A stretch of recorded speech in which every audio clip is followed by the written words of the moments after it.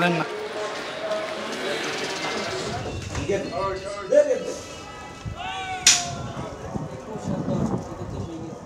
ম্যাচের তখন চলছে ১৯তম ওভার।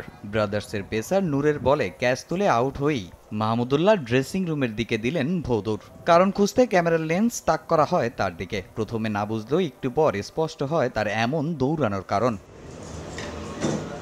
শুক্রবার মিরপুরে একাদশ রাউন্ডের শেষ ম্যাচে ১৩৬ রানের লক্ষ্যে ব্যাট করতে নামে মোহামেডান। দারুণ ব্যাটিং নৈপুণ্যে একাই ম্যাচটাকে জয়ের দ্বার প্রান্তে নিয়ে যান অধিনায়ক ইমরুল কায়েস। জয়ের জন্য যখন প্রয়োজন ৪০ রান তখনই ব্যাটিংয়ে আসেন মাহমুদুল্লাহ রিয়াদ। নেমেই সেই ওভারের তৃতীয় বলে হাঁকান ছক্কা। তবে পরের ওভারে নূরের বলে আউট হন তিনি। আর তখন জুমার নামাজ শুরু হওয়ার বাকি অল্প কিছু সময়। তাই সময়টা নষ্ট না করে এভাবেই মাঠ ছাড়েন সাইলেন্ট কিলার। পরে তড়িঘড়ি করে মিরপুর ইনডোরের পাশের মসজিদে নামাজ আদায় করেন রিয়াদ। তারপর আবারও যোগ দেন দলের সঙ্গে। ১, ২, ৩ ঢাকায় জমি জিতে নিন ১০০% ক্যাশব্যাক সহ ২০ কোটি টাকার পুরস্কার। এর আগে অদ্ভুতরে বোলিং অ্যাকশনে সবাইকে অবাক করেছেন মাহমুদুল্লাহ। মজার ছলে তাকে অনুকরণ করেছেন মেহেদী হাসান মিরাজ, যা দেখে হাসি থামিয়ে রাখতে পারেননি কায়েস রিয়াদরা।